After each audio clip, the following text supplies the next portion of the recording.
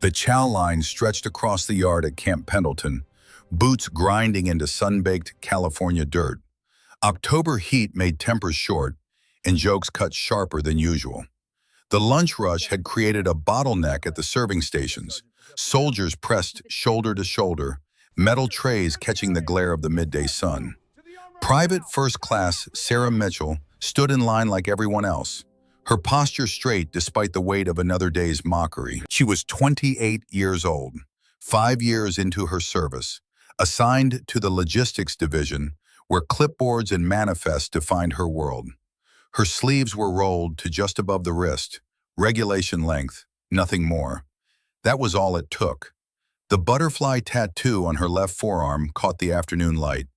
Black ink spread across pale skin in delicate wings and intricate patterns. To most who saw it, the image looked fragile, feminine, something that had no place beside combat boots and dog tags. 3 soldiers stood directly behind her. Staff Sergeant Kellerman, a barrel-chested infantry NCO with 15 years under his belt, noticed the tattoo first. He smirked loud enough for the others to hear, his voice carrying over the general din of the chow hall yard. "What's she gonna do? Flutter at the enemy?" Laughter broke out immediately. Privates Thornton and Webb joined in, their amusement rippling outward to nearby soldiers. The joke spread like wildfire through the line, heads turning, grins appearing on faces that had been blank moments before. Sarah didn't flinch. She didn't turn around. She just kept her eyes forward, tray steady in her hands, silence her only defense. The metal felt cold against her palms despite the heat. Her jaw remained relaxed, her breathing even, her expression carefully neutral. They thought they knew who she was. They didn't. The sun beat down on Camp Pendleton with relentless intensity, turning the parade ground into a furnace and the motor pool into an oven. Sarah Mitchell's world existed in the spaces between combat operations, in the unglamorous machinery that kept fighters equipped and supplied. While others trained for firefights and night raids, she ensured they had the gear to survive it. Every morning she arrived at the supply office at 05:30, a full hour before her shift began. Her boots were polished to a mirror shine, the leather catching light like black glass. Her bunk in the women's barracks was squared away with hospital corners so tight a quarter would bounce off the blanket.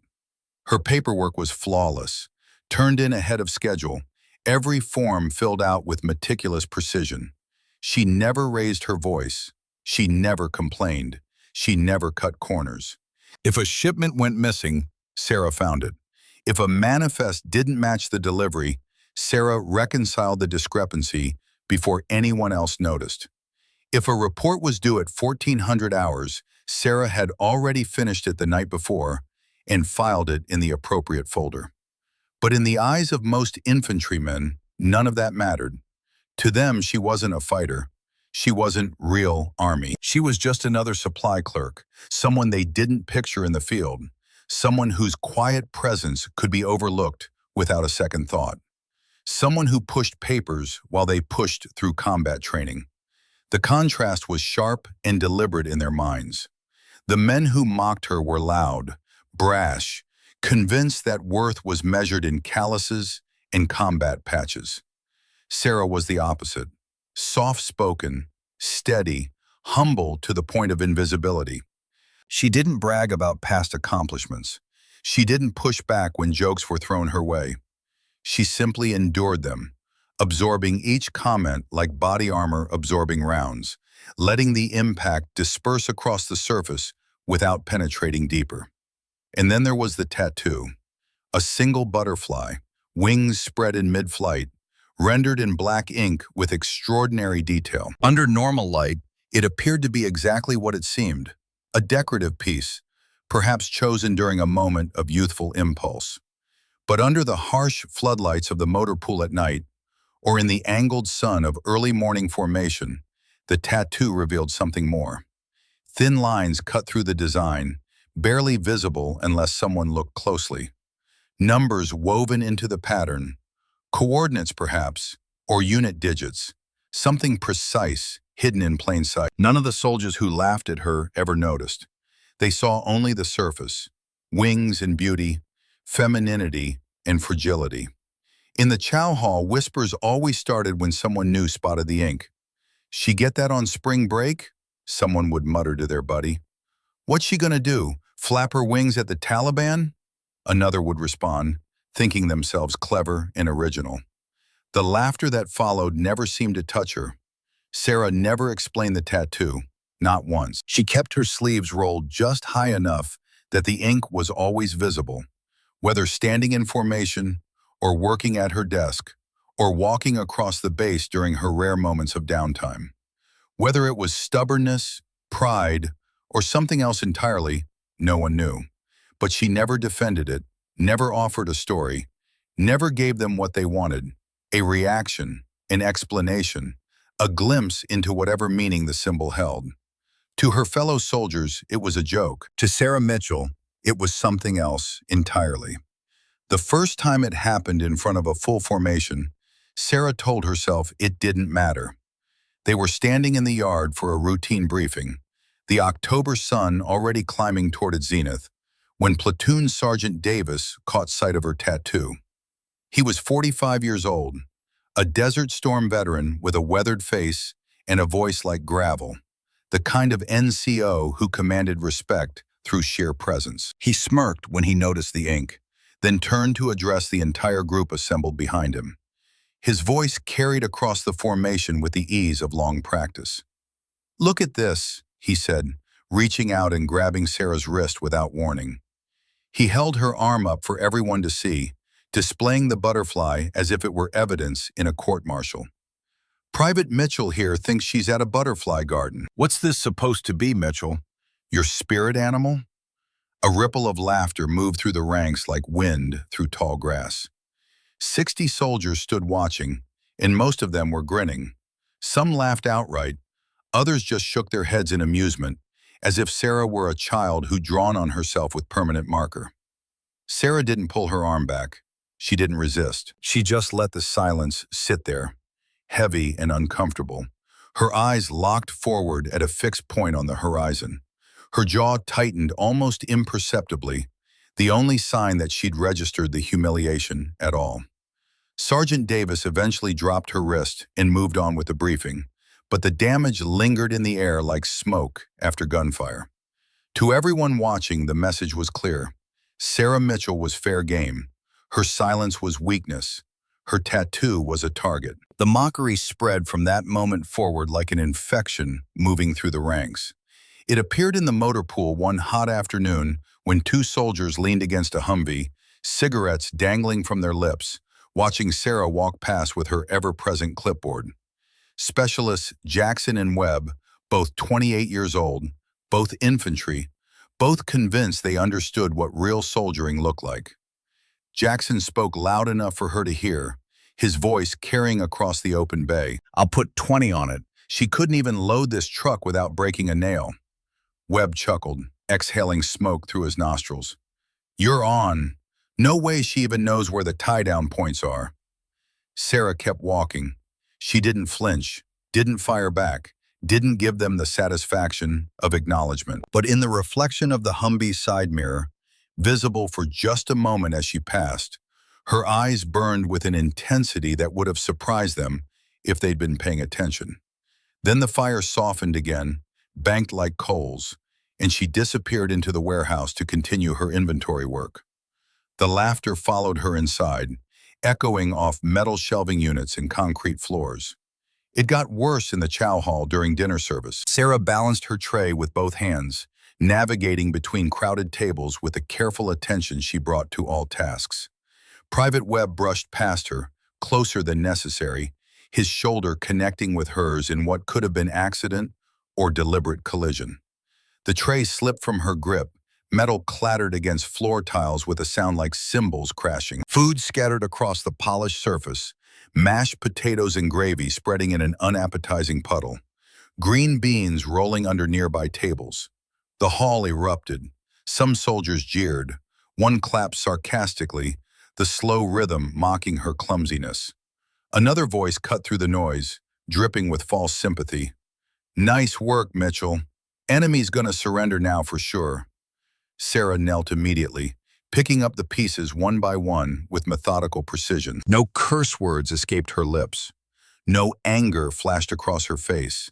Just steady hands and slow breaths, and the kind of silence that spoke volumes to anyone who cared to listen. A medic from another unit bent down to help her, but Sarah shook her head once, a slight movement that carried absolute certainty. She didn't want pity. She didn't want assistance. She wanted to clean up her own mess and move on with her evening. She finished gathering the scattered food and debris, left her tray behind at the collection point, and sat at a corner table in the far section of the hall. Alone. That became her routine over the following weeks. Alone at meals, sitting with her back to the wall and her eyes on her food. Alone at the supply desk long after others had gone to their bunks for the night, the fluorescent lights humming overhead while she worked through paperwork that could have waited until morning. The lights in her office burned late into the night, visible from across the base as a single square of illumination in otherwise dark buildings.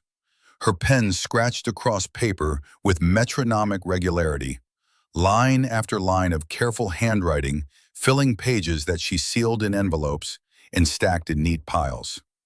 Letters, dozens of them, maybe more. When soldiers passed by the office window during their late-night movements, they occasionally glimpsed Sarah hunched over her desk, writing with intense concentration. But no one ever saw her mail the letters. The stack just grew taller, held together with rubber bands, addressed to families across America in perfect penmanship. No one knew who she wrote to. No one asked.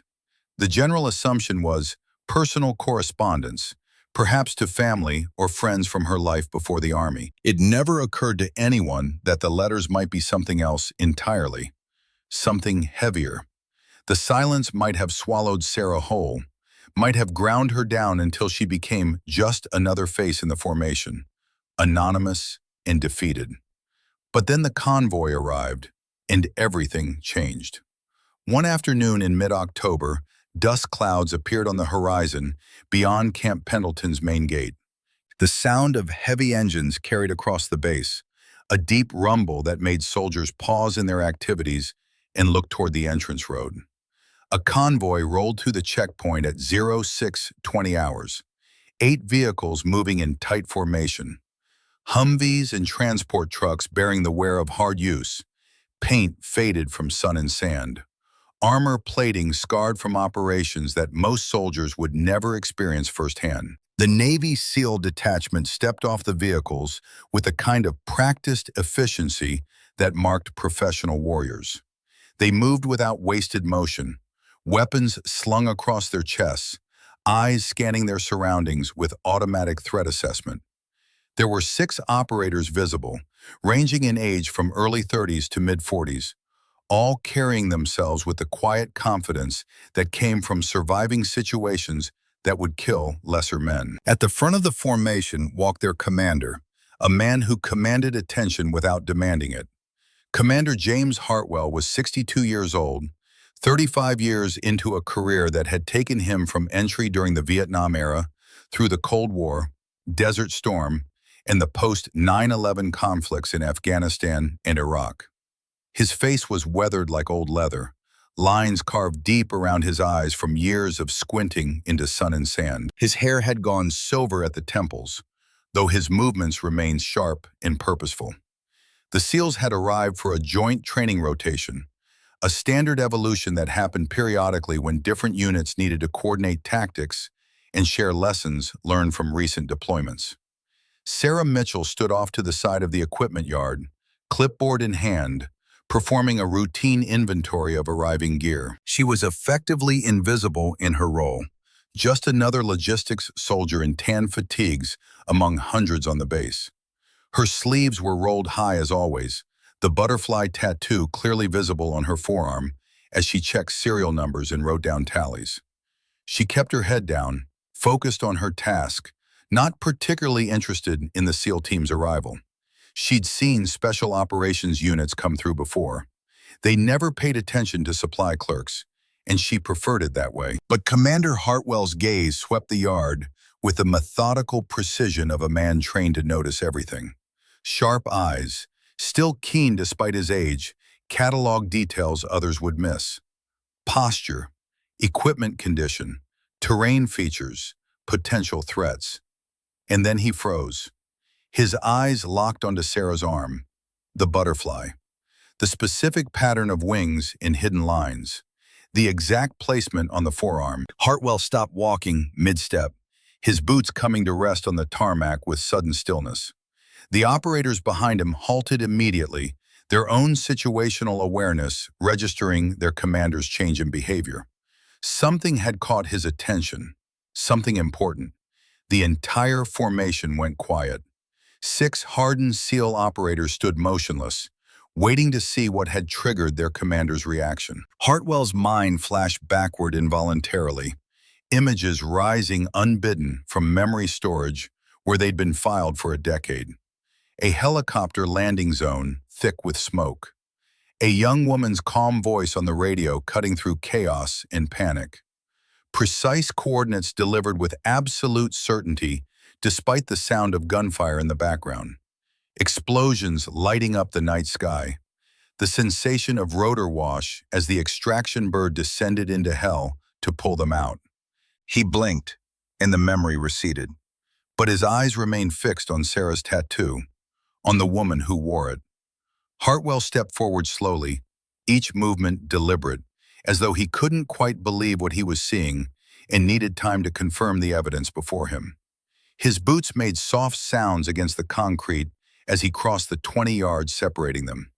Sarah looked up from her clipboard, startled by the approaching SEAL commander. Her fingers tightened around the metal board reflexively, a small tension response that most wouldn't notice. Then, without a word, Commander James Hartwell straightened his shoulders to full attention and lifted his hand in a crisp military salute. The air shifted instantly, becoming charged with confusion and electricity. Soldiers nearby froze in place mid-task. Their tools hung suspended in their hands, their conversations cut off mid-sentence. Silence spread across the yard like a wave moving outward from ground zero. A whisper slipped through the ranks, quiet but audible in the sudden hush. Why is he saluting a supply clerk? No one dared laugh now. The mockery that had followed Sarah for months evaporated in the face of something none of them understood.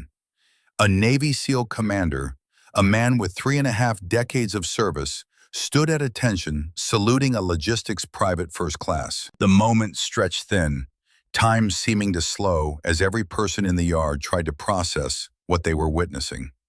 Hartwell's voice carried low but firm, pitched to reach Sarah but audible to those standing close enough.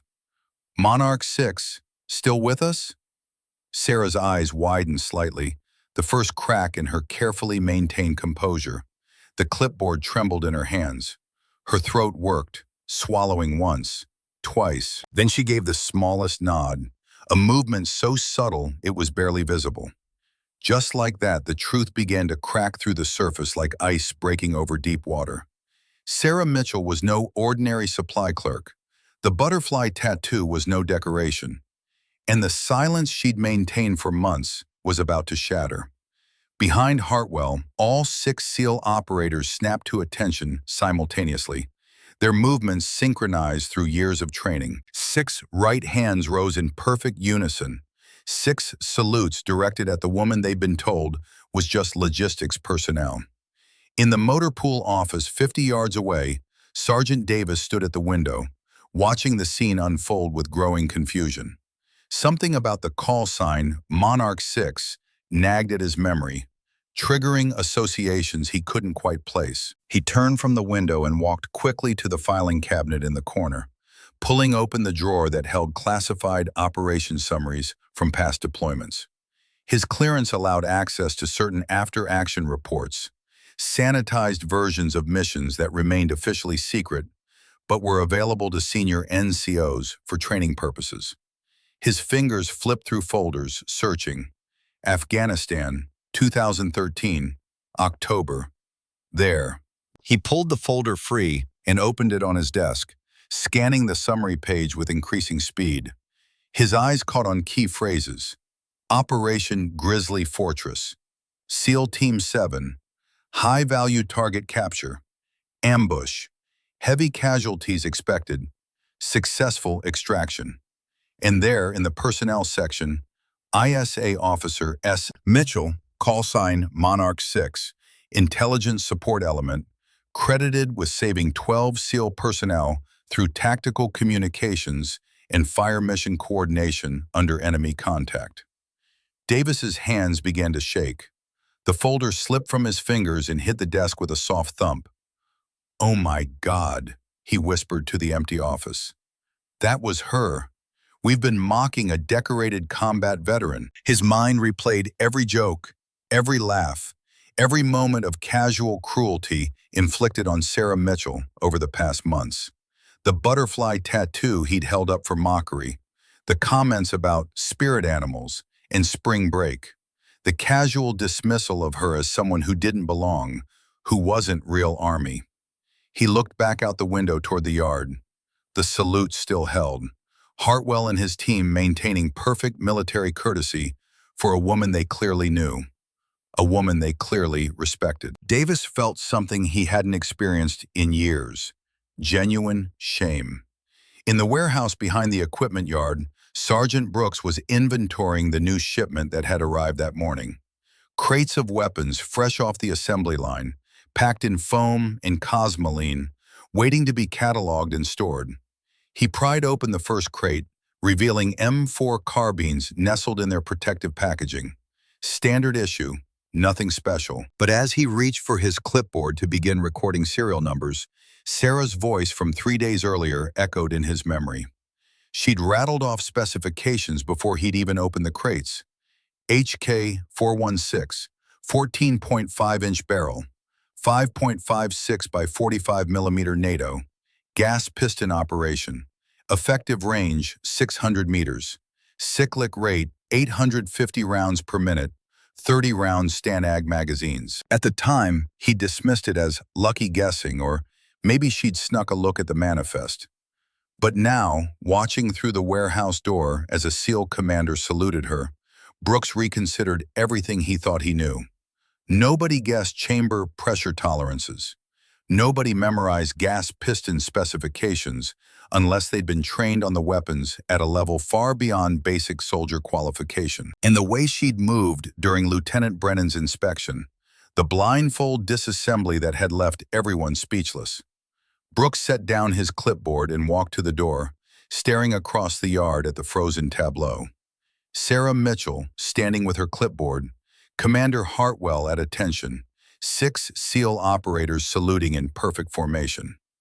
"Who the hell is she really?" he muttered. The salute held for another 5 seconds. Then Hartwell lowered his hand with the same crisp precision he'd raised it. The SEAL operators behind him followed suit, their movements synchronized. But the silence in the yard remained absolute. 200 personnel stood motionless, trying to understand what they just witnessed.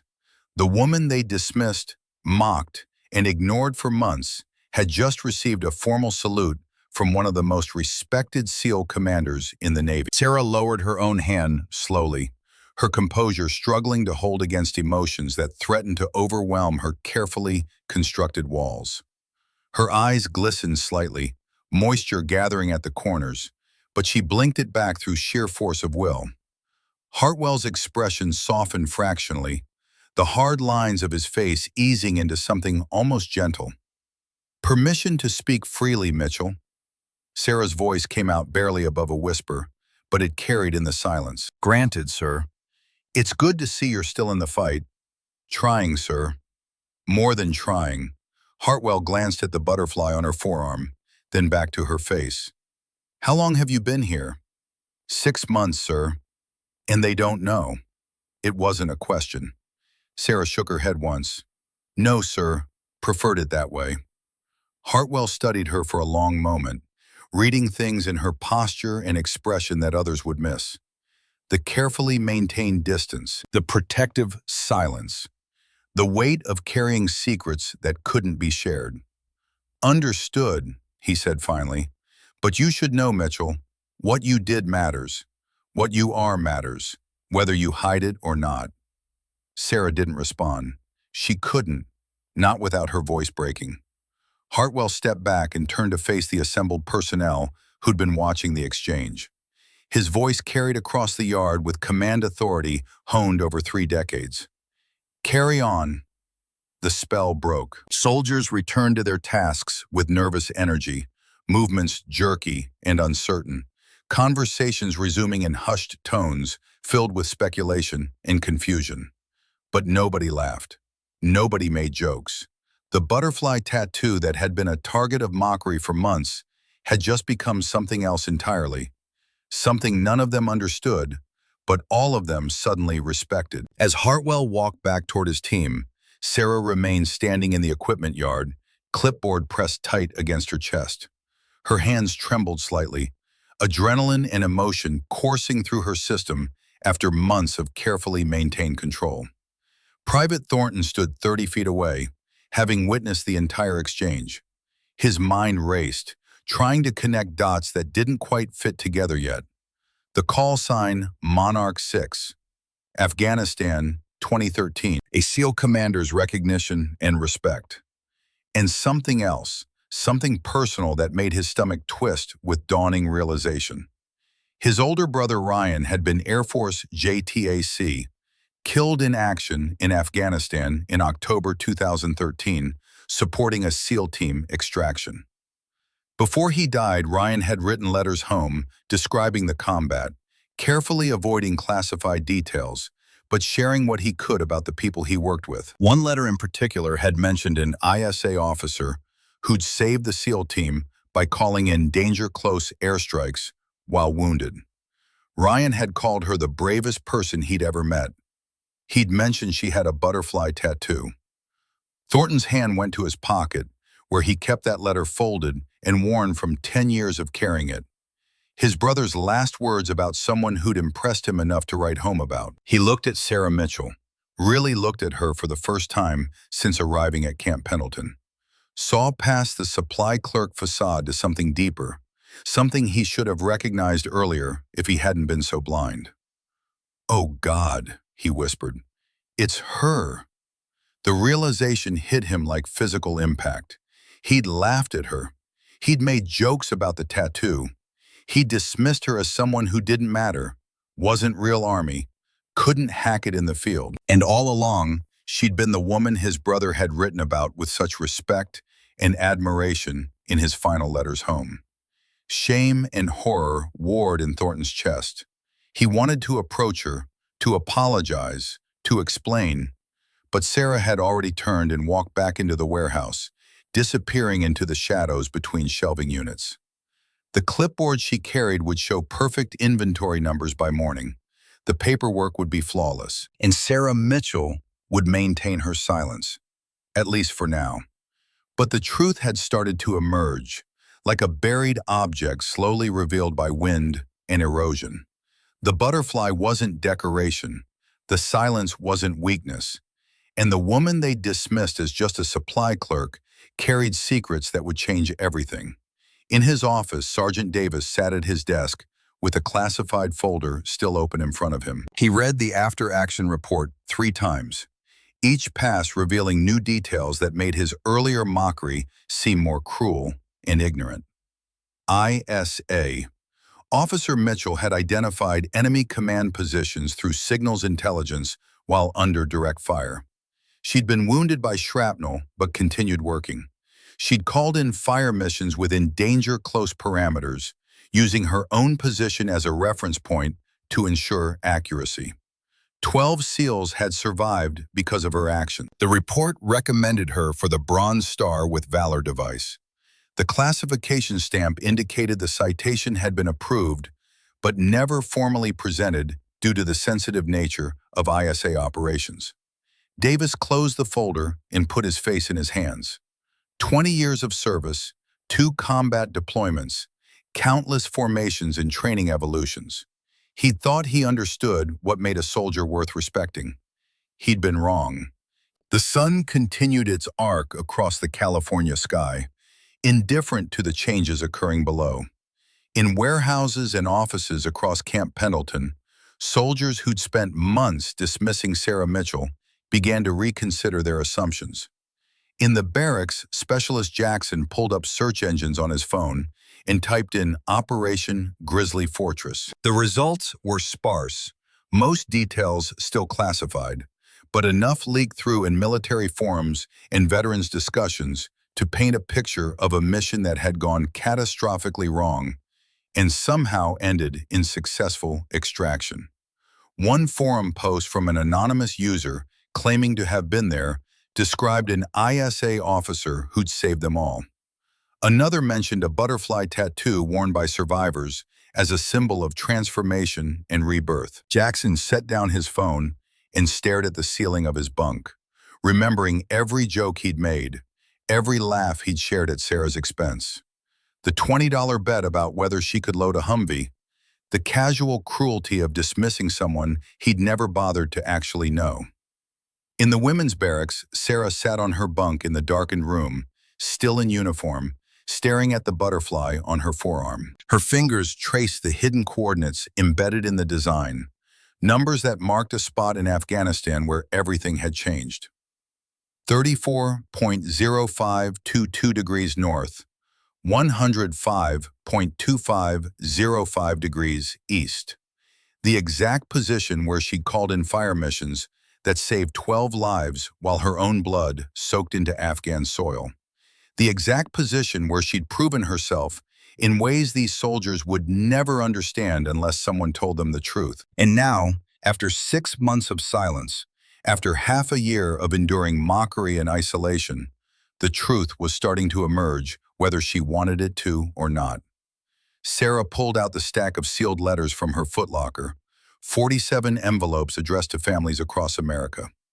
10 years of writing to people she'd never met, expressing condolences for losses she felt responsible for, explaining in careful words how their loved ones had died with honor. Letters she'd never mailed because she'd never felt worthy to send them. She held the stack in both hands, feeling the weight of accumulated grief and guilt and unprocessed trauma. Outside her window, the lights of Camp Pendleton glowed against the gathering darkness. Tomorrow, everything would change. Commander Hartwell's recognition had cracked the protective silence she'd built around herself. The truth would come out, one way or another. Sarah set the letters aside and lay back on her bunk, staring at the ceiling. Sleep would be difficult tonight, just as it had been difficult for 10 years. The dreams would come, as they always did. Explosions and smoke and radio static, and the sound of her own voice staying calm while chaos erupted around her. But for the first time in months, she felt something other than isolation. Fear, perhaps, uncertainty, but also a strange sense of relief. The silence had been protective, but it had also been suffocating. And now it was breaking, whether she was ready or not. In the motor pool, the lights burned late as Sergeant Davis drafted an email to the base commander requesting a meeting. He didn't have all the details yet, but he had enough. Private First Class Sarah Mitchell deserved better than the treatment she'd received. She deserved recognition, respect, and an apology. The butterfly tattoo that had been mocked for months was about to reveal its true meaning. And when it did, everyone at Camp Pendleton would understand exactly who had been standing among them all along. The night settled over the base with California coolness, temperature dropping as marine layer fog rolled in from the Pacific. In barracks and offices across the installation, soldiers tried to make sense of what they'd witnessed. A SEAL commander saluting a supply clerk, a call sign that spoke of classified operations, a butterfly tattoo that suddenly seemed less like decoration and more like a badge of honor earned in ways they couldn't imagine. And in the quiet darkness, Sarah Mitchell finally allowed herself to close her eyes and remember what she'd spent 6 months trying to forget. Afghanistan, October 2013, the valley where everything changed, the moment when the butterfly was born. The story was about to be told, whether she wanted it to or not. The formation assembled at 0800 hours the following morning. Every soldier on Camp Pendleton called to the main parade ground. The October sun had barely cleared the eastern hills, casting long shadows across the tarmac where 200 personnel stood at attention in neat ranks. Base Commander Colonel Harrison stood at the podium, a 55-year-old Gulf War veteran whose silver hair and ramrod posture spoke of 3 decades leading men. His voice carried across the formation with practiced authority. At ease, we have a distinguished visitor this morning who has requested to address the command. Commander James Hartwell, United States Navy, SEAL Team 7. Hartwell stepped to the podium wearing his service dress blues, ribbons spanning his chest in colorful rows that told the story of a career most could only imagine. He gripped the edges of the podium and let his eyes sweep across the assembled soldiers, taking in their confusion and curiosity. Sarah Mitchell stood off to the side, positioned with the logistics personnel, visibly uncomfortable with the attention. She'd been ordered to attend in her Class A uniform, the butterfly tattoo still visible on her forearm, despite the more formal dress. Her jaw was tight, her hands clasped behind her back, her eyes fixed on a point somewhere over the formation's collective head. Hartwell's voice cut through the morning air, deep and weathered like canyon walls. "You think that tattoo is a joke?" The question hung in the silence. No one answered, no one moved. "You think she's just a supply clerk?" Still silence. But now, soldiers were shifting uncomfortably, those who'd laughed loudest feeling the weight of judgment settling on their shoulders. Hartwell continued, his tone matter-of-fact, delivering information rather than admonishment. "I'm going to tell you about October 2013, Paktika Province, Afghanistan. My team, SEAL Team 7, 12 operators including myself, inserted for a high-value target capture mission. Intelligence assessment indicated 15 hostile forces, light weapons, standard compound raid. We'd done 100 missions just like it." He paused, letting the setup sink in. Intelligence was wrong. The words fell like stones into still water. What we found was 60-plus Taliban fighters, pre-positioned, waiting for us. They knew we were coming, had spotters tracking our insertion, set up interlocking fields of fire, heavy weapons, RPGs, crew-served machine guns. It was a textbook ambush, and we walked right into it. Hartwell's eyes found Sarah across the formation. She didn't meet his gaze, but her jaw tightened fractionally. We had maybe 20 minutes before they overran our position. Air support had been diverted to a troops in contact situation in Helmand Province. Nearest help was 40 minutes out. We were 12 men in an irrigation ditch taking fire from 3 directions, and our options were running out fast. The formation had gone absolutely still. Even the morning breeze seemed to quiet, as if nature itself was listening. Then we heard a voice on our emergency frequency. Calm, precise, cutting through the chaos like a knife.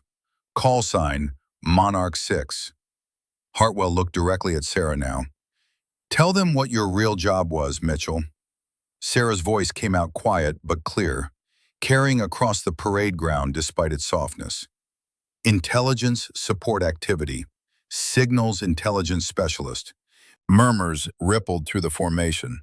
ISA was legendary in special operations circles, an ultra-classified unit that provided intelligence support to the most sensitive missions. Most soldiers went their entire careers without meeting an ISA operator. Before Hartwell could continue, movement in the ranks drew everyone's attention. Private Thornton stepped forward 1 pace, his face pale but determined. His voice shook slightly as he spoke. "Commander, sir, permission to speak." Hartwell nodded. "Granted. Sir, my older brother, Captain Ryan Thornton. He was Air Force JTAC, killed in Afghanistan, October 2013, supporting a SEAL team extraction under fire." The formation went even quieter. Thornton's voice gained strength as he pushed through the emotion. "Before he died, in his last letter home, he told my family about an ISA officer who saved an entire SEAL team. said she called in airstrikes while wounded, said she stayed calm when everyone else was panicking, said she had a butterfly tattoo. Thornton turned to look at Sarah, tears visible on his face now. He said she was the bravest person he ever met. Was that you, ma'am? Sarah's composure cracked for the first time. Her eyes glistened as she looked at Thornton, really looked at him, seeing past the private who'd mocked her to the brother of a man who'd died beside her. Captain Ryan Thornton, she said softly. I remember him. I'm so sorry for your loss. Her voice caught slightly. He was good at his job, professional, calm under pressure. He kept calling for air support even when it seemed hopeless. He never gave up on getting us out. Thornton's throat worked as he swallowed hard. Ma'am, I've been writing to you for 10 years, trying to thank you for being there with him, but I never knew how to find you. Sarah's hands trembled. I've been writing to your family too. Never sent the letters, never felt worthy. The emotion between them was palpable. A decade of grief and gratitude and survivor's guilt compressed into this single moment. Colonel Harrison, standing at the side of the podium, wiped at his own eyes.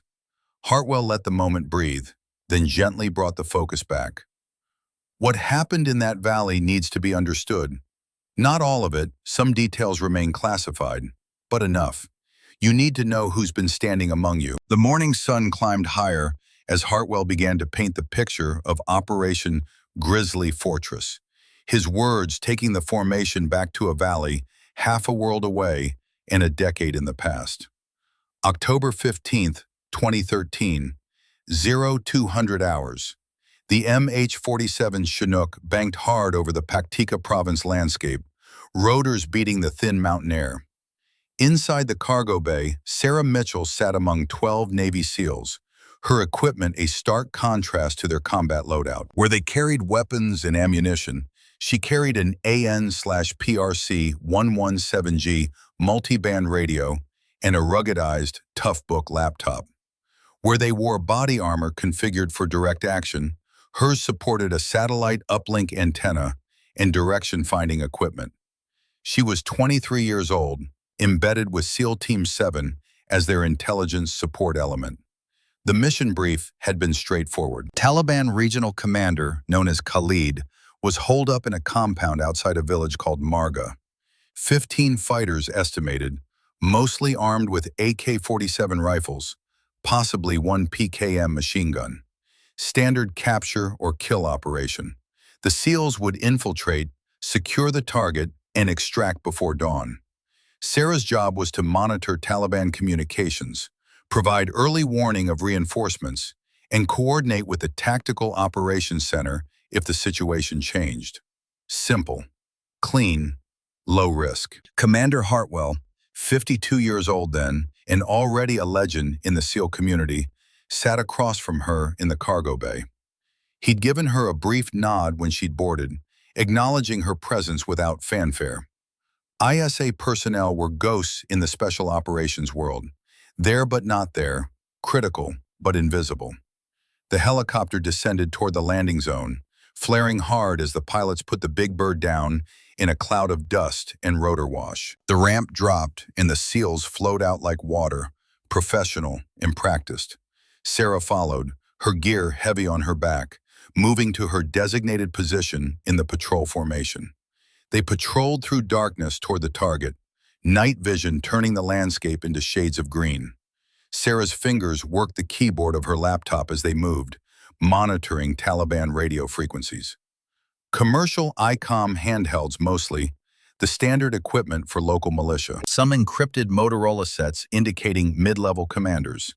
Then something unusual, Chinese-manufactured Type 88 frequency hopping radios. Sophisticated equipment, far beyond what local fighters typically possessed. Sarah keyed her radio, voice barely above a whisper. Actual Monarch 6, signal count doesn't match intel. I'm tracking 40+ distinct radio signatures. Hartwell's response came immediately. Confidence level? 95%, and they're using sophisticated communications discipline. This isn't local militia. Copy. Continue monitoring. The patrol pressed forward, but tension had crept into the formation. Something was wrong. The intelligence had been too clean, too confident. Sarah's fingers moved faster across her keyboard, analyzing signal patterns, direction of transmission, encryption types. At 0330 hours, she picked up a burst of traffic that made her blood run cold. Taliban fighters coordinating movement, not responding to the SEAL insertion, but anticipating it. They were being herded into a kill zone. "Commander, stop!" Hartwell's hand came up immediately, the formation freezing in place. His voice was calm but urgent. "Talk to me, Monarch. They know we're here. I'm picking up coordination for an ambush. Multiple positions, crew-served weapons, overlapping fields of fire. This is a trap. How long do we have?" Sarah was about to answer when the first RPG streaked out of the darkness and exploded 30 meters from their position. The world erupted into chaos and fire. Machine gun fire tore through the night from 3 directions simultaneously. PKM 7.62 by 54 millimeter rounds, distinctive sound, punching through air where the SEALs had been standing seconds before.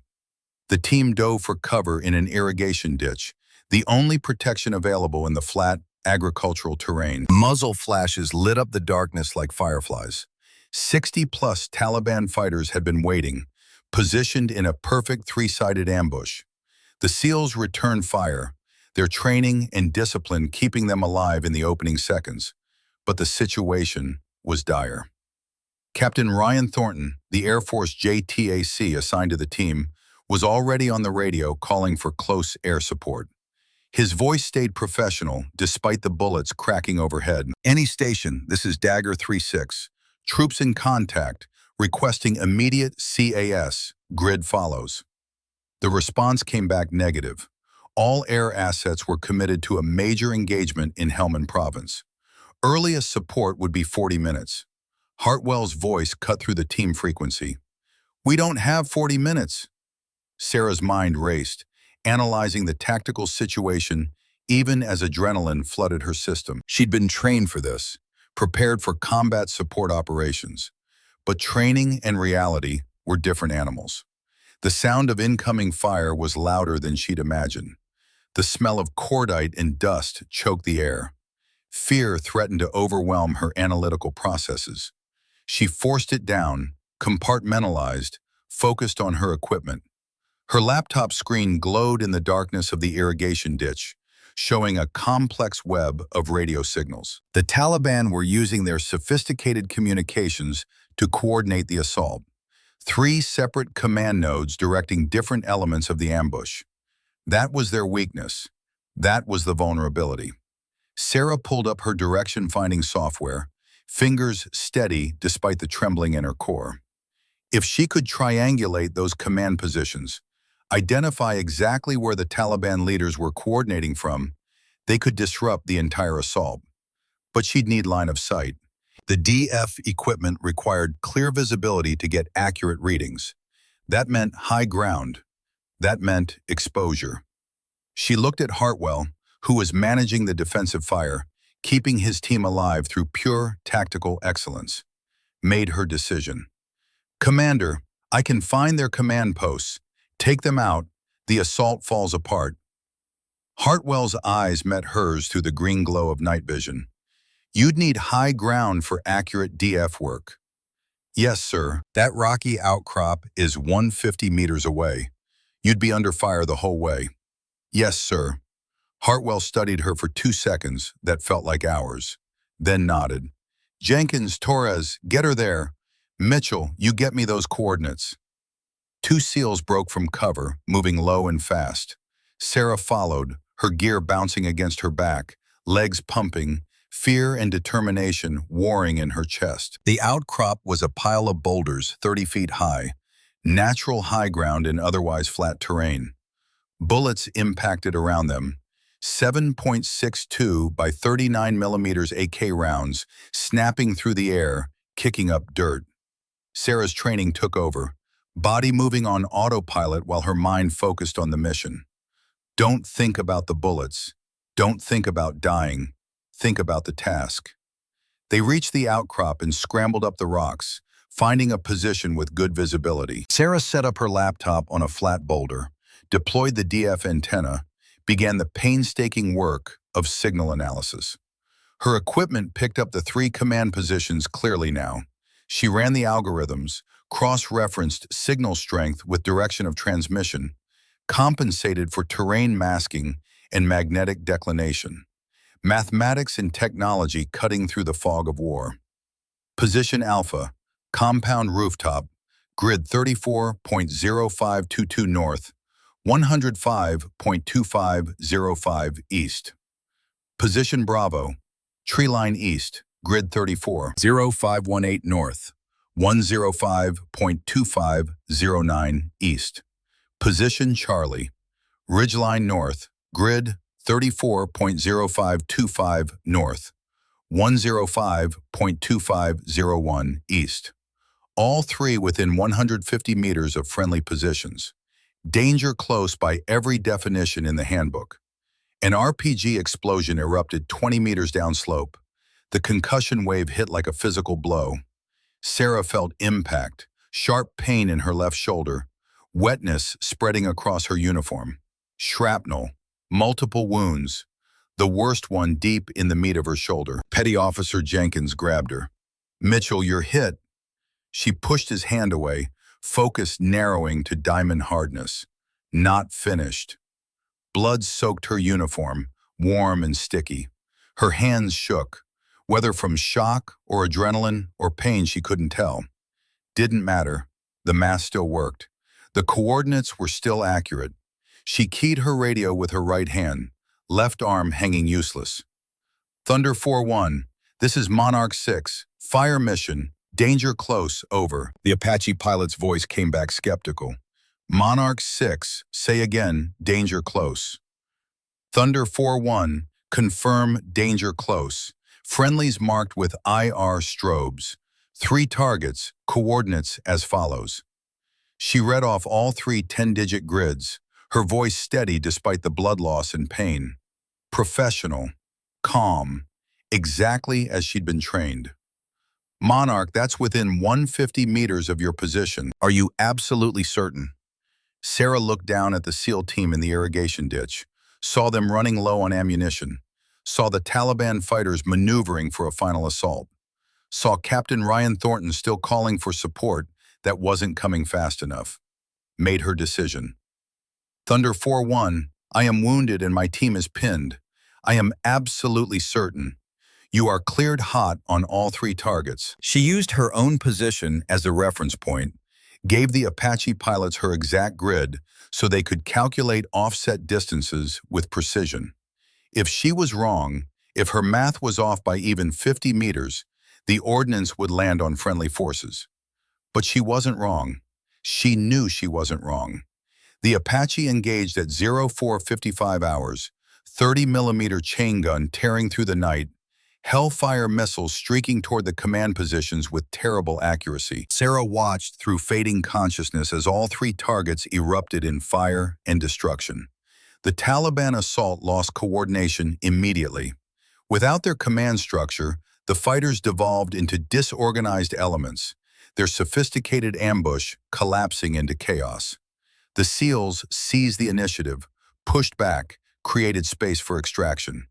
Captain Thornton's voice on the radio, calling in the medevac bird, Hartwell's face appearing above her, saying something she couldn't quite hear through the ringing in her ears. Jenkins applying pressure to her wounds, his hands red with her blood. The last thing Sarah remembered before losing consciousness was the sound of the Chinook's rotors, the sensation of being lifted, and Ryan Thornton's hand gripping hers. "You're the gutsiest person I've ever met," he said.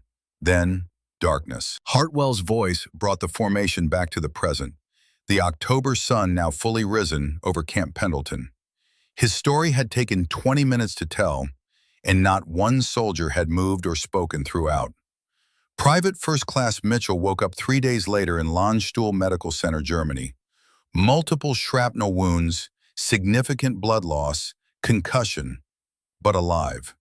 He paused, looking at Sarah, who stood with tears streaming down her face now. All pretense of composure abandoned. All 12 of my SEALs came home with minor wounds. 23 Taliban killed in action, including the regional commander we'd been sent to capture. Mission success against impossible odds. The formation remained silent, processing the story, understanding finally what the butterfly meant. 1 week later, I visited Mitchell in the hospital. My team wanted to honor her. We designed a symbol together, a butterfly representing transformation and rebirth. We've been dead men in that valley. She gave us life. Hartwell rolled up his sleeve, showing his own forearm. The identical butterfly tattoo, faded now with a decade of age. 12 SEALs and 1 ISA officer got this ink. The coordinates hidden in the design mark the exact position where Mitchell called those strikes from, where she bled into Afghan soil while saving American lives.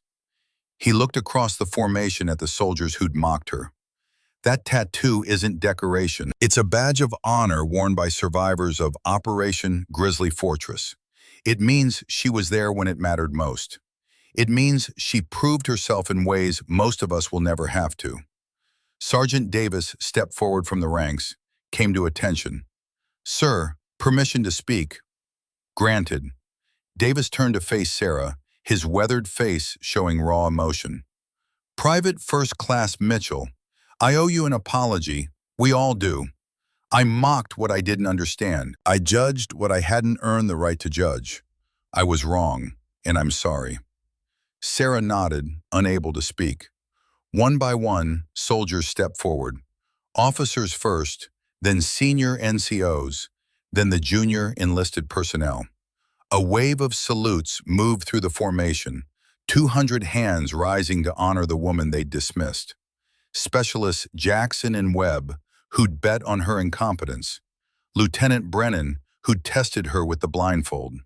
Sergeant Brooks from the Armory. Private Thornton, tears still wet on his face. All of them saluting. All of them understanding, finally. Colonel Harrison stepped to the podium, his command voice carrying authority. Private First Class Mitchell's actions in Operation Grizzly Fortress earned her the Bronze Star with Valor device. Due to classification, the citation was never formally presented. That changes today. He held up an official document in a presentation folder. The Secretary of the Army has approved declassification of Mitchell's citation. We will conduct a proper award ceremony at 1400 hours.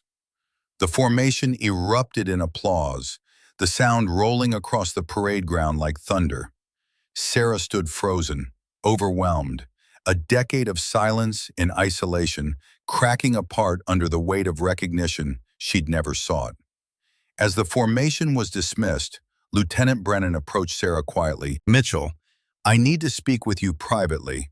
It's urgent." They walked to a quiet corner of the parade ground. Brennan's face was serious. "NCIS has been investigating suspicious communications on base. Possible insider threat, someone planning to steal weapons from the armory. They've identified 3 suspects but can't narrow it down further."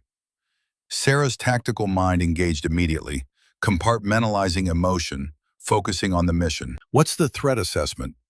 "A T-4 rocket launchers.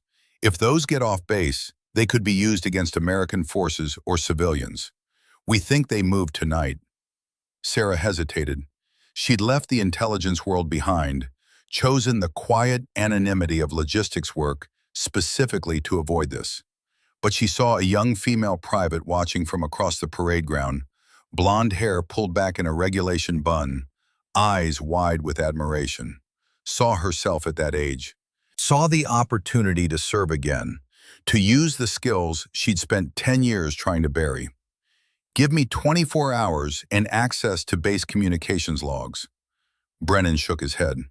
"We don't have 24 hours. NCIS believes they've accelerated their timeline. They moved tonight. Then I'll need Commander Hartwell's team for security and full SIGINT access. You have whatever you need." Sarah looked at the butterfly on her forearm. at the coordinates hidden in the ink, the place where she'd proven herself once before. Time to prove herself again. Brief me on the suspects. I'll need to see communications logs, phone records, internet usage patterns, everything. Brennan pulled out a tablet, showing her the files. 3 suspects: Staff Sergeant Morrison, 38, supply chain specialist with recent financial problems and trips to Mexico. Corporal Whitmore, 26, communications expert with encrypted devices and isolated behavior. Civilian contractor Blake Maxwell, 45, IT maintenance with extensive system access and heavily encrypted personal communications.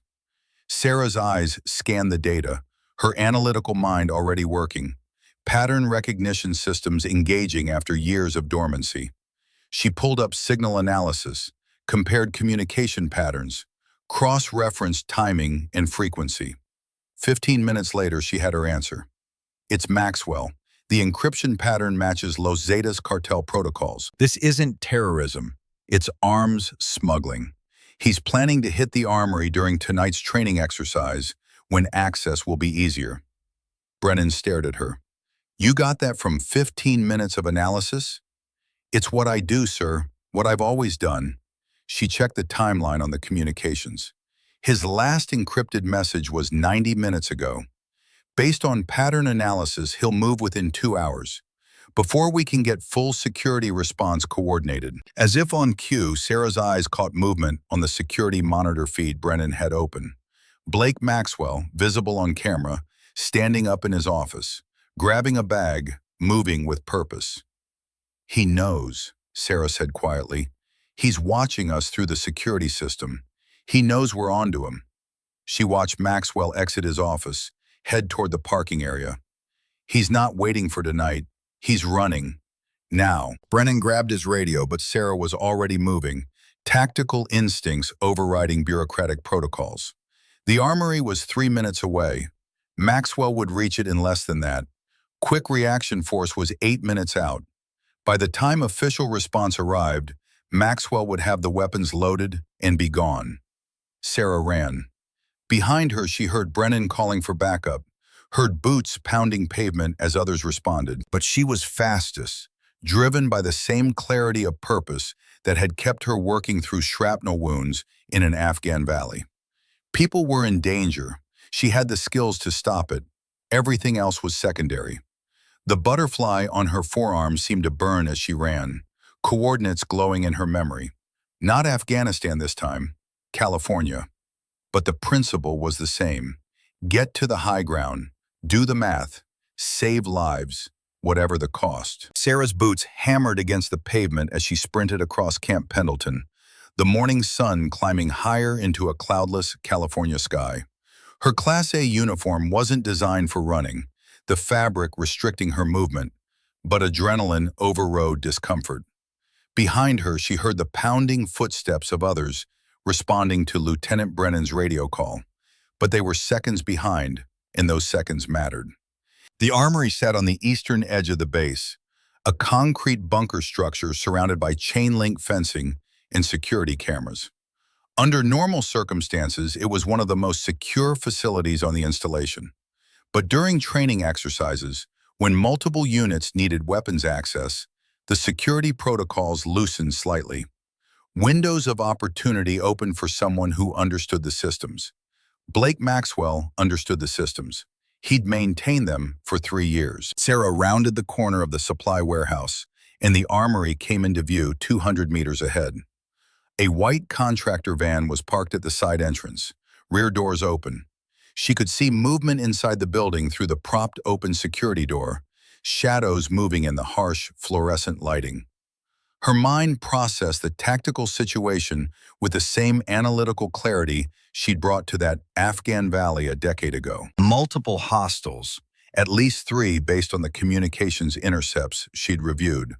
Armed, almost certainly, probably with weapons stolen from previous shipments.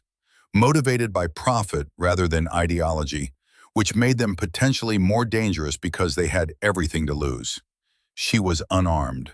She was alone for at least another minute, and she was running straight toward them anyway, because the alternative was letting AT-4 rocket launchers get into cartel hands, where they'd be used to kill American soldiers or civilians.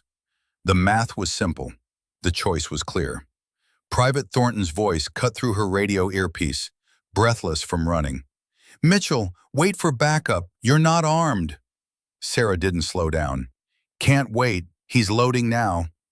"Then what's the play?" Good question. Sarah's tactical training from ISA had covered close quarters combat, weapons retention, threat assessment. But that training had always assumed she'd have support, backup, overwhelming force eventually arriving to shift the odds. Running solo into an armed confrontation violated every protocol she'd ever learned. Except the most important one: accomplish the mission. She was 50 meters from the armory when Sergeant Davis's voice joined the radio traffic, strained and urgent. "Mitchell, I'm 30 seconds behind you. Davis here. Wait for me." "Negative, Sergeant. No time." 20 meters. She could see into the armory now through the open door. 3 men loading wooden crates into the van with practiced efficiency. Blake Maxwell, recognizable from his personnel file, directing the operation. 2 others, both contractors based on their civilian clothes, both carrying AK pattern rifles slung across their chests. Professional, organized, dangerous. Sarah slowed her sprint to a walk, forcing her breathing to steady, letting her heart rate drop through sheer force of will. Fear was useful, adrenaline was useful, but panic would get her killed. She channeled the same icy calm she'd maintained while calling in danger-close fire missions under direct fire. She walked through the armory door with her hands visible, empty, non-threatening. Her voice came out level and authoritative, the tone of someone who expected to be obeyed. "Blake Maxwell, base is locked down. You're surrounded. Put down the weapons." All 3 men froze, turning to stare at her. For a moment, nobody moved. Then Maxwell laughed, a sharp bark of amusement that echoed off concrete walls. "You're the supply clerk they were all laughing at yesterday. The one with the butterfly tattoo?" He shook his head, genuinely amused.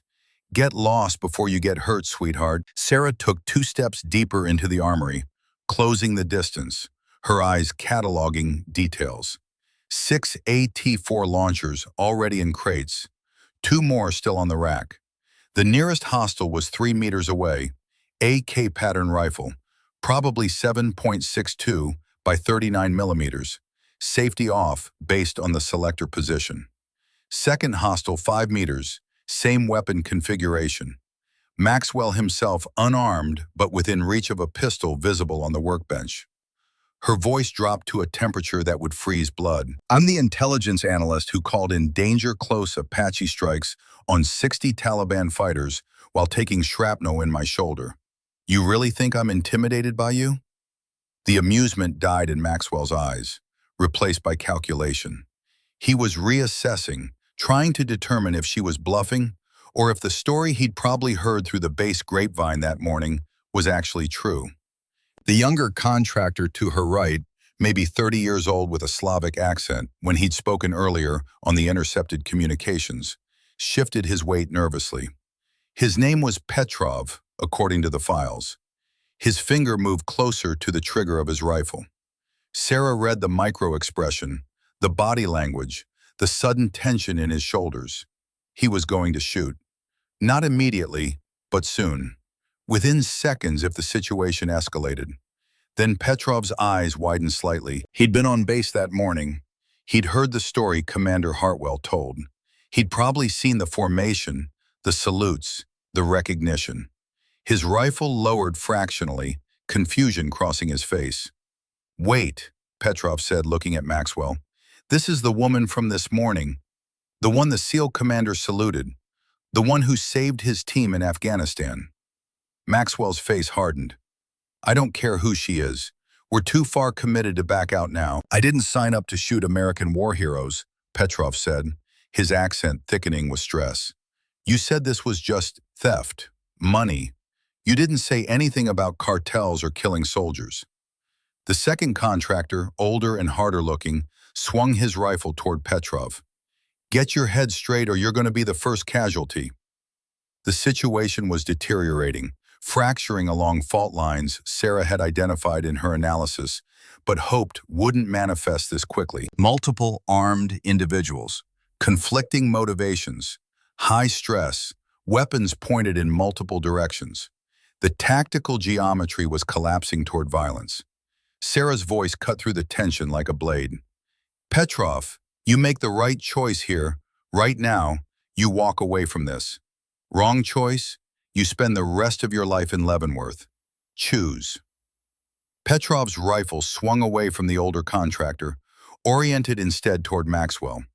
His voice shook, but his hands were steady. "I'm done. I'm not dying for you." Maxwell's hand darted toward the pistol on the workbench. Everything happened at once. The older contractor swung his rifle toward Sarah. She was already moving, ISA close quarters combat training overriding conscious thought, muscle memory taking control. Drop low, inside his firing arc, hands up to deflect the barrel, drive forward into his center mass. The rifle went off, deafeningly loud in the enclosed space, but the round went high, punching through the ceiling tiles. Sarah's elbow drove into the contractor's solar plexus, forcing air from his lungs, her right hand stripping the rifle from his grip using leverage and rotation. Maxwell grabbed the pistol, bringing it up toward Sarah. The armory door crashed open. Private Thornton burst through, M4 carbine at his shoulder, moving with the automatic precision of infantry training. His first round was a warning shot, impacting the concrete floor 3 feet from Maxwell. "Drop it! Drop the weapon!" Sergeant Davis followed a heartbeat later, his own rifle tracking the older contractor who Sarah had just disarmed. Davis was on crutches from an old injury, moving awkward and pained, but his weapon was rock steady. Maxwell hesitated, pistol half raised, calculating odds that had just shifted dramatically against him. His eyes darted to the van, to the exit, measuring escape routes that were rapidly closing. Then he made his choice. He pivoted, bringing the pistol toward Thornton, gambling that he could get one shot off before the private's finger tightened on the trigger. Davis saw it happening, read the body language, the intent, the moment of commitment, and made his own choice. He threw himself sideways, crutches clattering, interposing his body between Maxwell's pistol and Thornton. The pistol barked once, the round catching Davis in the upper thigh, spinning him with the impact. Thornton's M4 answered, 3-round burst, center mass. Maxwell went down hard, the pistol skittering across concrete. The older contractor raised his hands, surrendering immediately now that the tactical calculus had changed. Petrov kept his rifle pointed at the man, hands shaking but determined. Sarah was already moving to Davis, pressing her hands against the wound in his thigh, her Class A uniform jacket coming off to use as a pressure bandage. Blood pulsed between her fingers, warm and red. Too much blood. "Medic!" she shouted toward the door, knowing response teams would be arriving any second. "Medic, GSW to the thigh, arterial bleeding." Davis looked up at her, his face pale but his eyes clear. His voice came out tight with pain. "Why'd you run in here alone, Mitchell?" "Because people needed help, and I had the skills to provide it." Her hands pressed harder, trying to stem the bleeding. "Same reason you just took a bullet for Thornton." "You're worth protecting, ma'am. I was wrong about you. Won't be wrong again." "You're going to be fine, Sergeant. Medics are 30 seconds out. You're going to be fine." The armory filled with personnel, military police securing the scene, weapons drawn, shouting commands. Combat medics pushing past to take over treatment of Davis and Maxwell. Commander Hartwell and his SEAL team flowing through the door with professional efficiency, clearing corners, establishing security. Hartwell knelt beside Sarah, his hand on her shoulder. "You okay, Mitchell?" She nodded, not trusting her voice, hands still pressed against Davis's wound, until a medic gently pulled them away and took over. "Stupid," Hartwell said without heat. "Running in here alone. Stupid and brave, just like Afghanistan." Sarah looked at her hands, red with Davis's blood, and felt the decade-old scar in her own shoulder ache in sympathy. The butterfly tattoo on her forearm was visible beneath the blood, coordinates still hidden in the pattern, a permanent reminder of the last time she'd made choices like this. Thornton stood nearby, his rifle still at low ready, his face showing shock at having fired his weapon at a human being for the first time. Sarah caught his eye. "You did good, Private. You saved lives today. Your brother would be proud." Thornton's face crumpled slightly, emotion breaking through combat mindset, but he nodded and held his position. The medics loaded Davis onto a stretcher, starting an IV, calling vital signs to each other in medical shorthand. He'd lost blood, but the wound was survivable.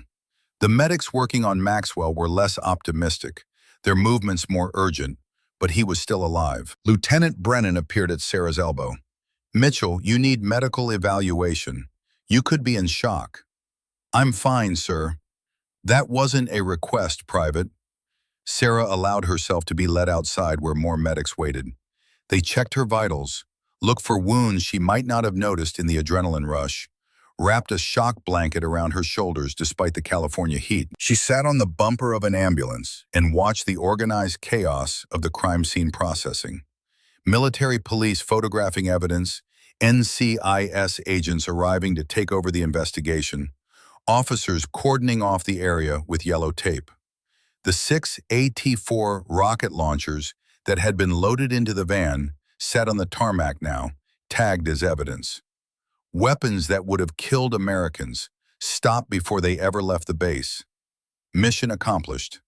Again. The butterfly on her arm caught the sunlight, black ink standing out against pale skin in drying blood. Sarah traced the hidden coordinates with one finger, feeling the raised texture of scar tissue beneath the tattoo where Afghan shrapnel had torn through her shoulder a decade ago. Some wounds healed, some never did, but the scars could be worn with pride if you chose to see them that way. Commander Hartwell sat down beside her on the ambulance bumper, his weathered face thoughtful. "You know what the difference is between courage and stupidity, Mitchell?" "No, sir. Neither do I. But whatever it is, you keep landing on the right side of that line." Sarah almost smiled. "Permission to speak freely, Commander?" "Granted. I think I'm tired of being alone, tired of hiding what I am, what I've done." Hartwell nodded slowly. "That's growth. Took you long enough." They sat in comfortable silence, two warriors who understood each other without needing many words. Around them, Camp Pendleton returned to its normal rhythm. Crisis contained, threat neutralized, order restored. But something had changed. Something fundamental in how the base saw Sarah Mitchell and in how she saw herself. The medal ceremony was held 3 days later on the main parade ground. The entire garrison assembled in dress uniforms under an October sky so blue it hurt to look at directly. Sarah stood at attention in her Class A uniform, the butterfly tattoo visible on her forearm. No longer something to hide, but something to display with quiet pride. Colonel Harrison stood at the podium, his voice carrying across the formation with parade ground authority. "Attention to orders. The Secretary of the Army has awarded the Bronze Star Medal with Valor Device to Private First Class Sarah Elizabeth Mitchell for exceptionally valorous actions during combat operations in Paktika Province, Afghanistan, on 15 October 2013. He read the citation in full, every detail now declassified, every action documented and recognized. The danger close fire missions, the wounds sustained, the 12 American lives saved through her actions under fire. When he finished reading, the formation stood at attention in absolute silence.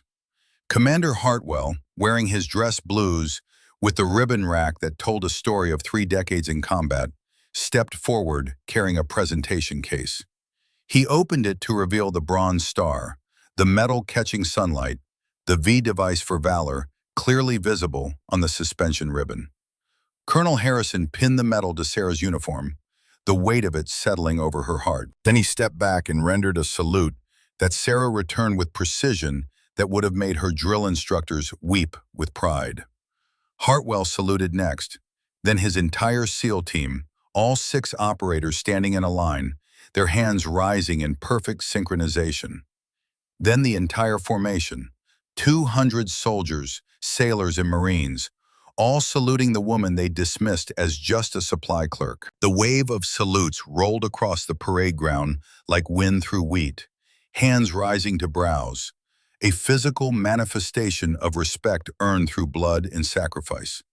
Sarah held her salute, feeling the weight of recognition she'd never sought but could no longer avoid. Tears tracked down her face, silent and unstoppable, but she didn't break position. When the salute finally dropped, Colonel Harrison spoke again. Private First Class Mitchell also demonstrated exceptional courage 3 days ago in preventing the theft of military weapons, placing herself in harm's way to protect American lives and resources. For these actions, she is also awarded the Army Commendation Medal with Valor Device. A second medal was pinned beside the first. More salutes, more recognition. The ceremony concluded with the playing of the national anthem, the garrison coming to attention as the flag fluttered in the Pacific breeze. When the final notes faded, the formation was dismissed. Sarah was immediately surrounded by well-wishers.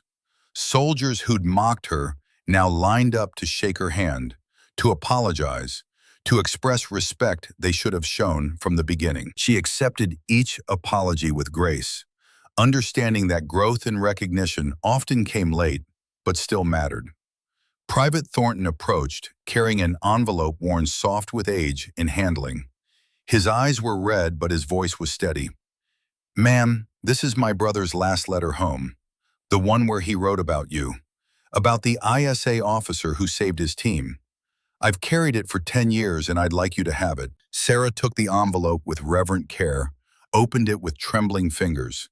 Captain Ryan Thornton's handwriting filled the page, neat and precise, despite being written in a combat zone. The letter described the mission in careful terms that avoided classified details, but captured the emotion and intensity. It described an ISA officer who'd stayed calm when everyone else was panicking, who'd worked through wounds that would have incapacitated most people, who'd made the hard calls that saved American lives. The final paragraph made Sarah's breath catch. "I've met a lot of brave people in this war, Mom and Dad, but today I met someone special, an angel with butterfly wings who pulled us out of hell. If I don't make it home, know that I served alongside someone who reminded me why this matters, why we fight, why we sacrifice. Tell my little brother Ryan Jr. that courage isn't the absence of fear. It's doing what needs to be done despite the fear." I saw that today in a young woman who'll probably never get the recognition she deserves. But I'll remember. We all will. Sarah folded the letter carefully, placed it back in the envelope. "Thank you," she whispered. "I'll treasure this." Thornton nodded, unable to speak, then stepped back to let others approach. Sergeant Davis arrived in a wheelchair, his wounded leg elevated and bandaged, but his face showing color and strength. He'd lost blood, but the medics had saved the leg and projected full recovery. "Mitchell," he said gruffly, "I owe you everything. My career, my judgment, my respect. All of it was wrong until you showed me different." Sarah knelt beside his wheelchair, meeting his eyes at level. "You took a bullet for Thornton, Sergeant. You put yourself between danger and a soldier you were responsible for. That's the definition of leadership. You don't owe me anything. I owe you an apology for 6 months of disrespect. Accepted and forgotten." Davis extended his hand. Sarah shook it, the grip firm and meaningful. Two soldiers who understood sacrifice acknowledging each other without need for flowery words. Specialists Jackson and Webb approached together, both looking uncomfortable but determined. "Ma'am," Jackson said, "we were wrong. About everything. We'd like to learn from you if you're willing to teach." Sarah nodded. "Report to the Communications Center tomorrow at 0600. We'll start with basic SIGINT procedures." Their faces lit up with something approaching joy. The opportunity to learn from someone with real operational experience, To be mentored by someone who'd proven herself in combat was a gift they'd never expected after their earlier mockery. The crowd eventually thinned as soldiers returned to duties and the parade ground emptied. Sarah stood alone for a moment, feeling the weight of two medals on her chest and the lighter weight of recognition on her shoulders.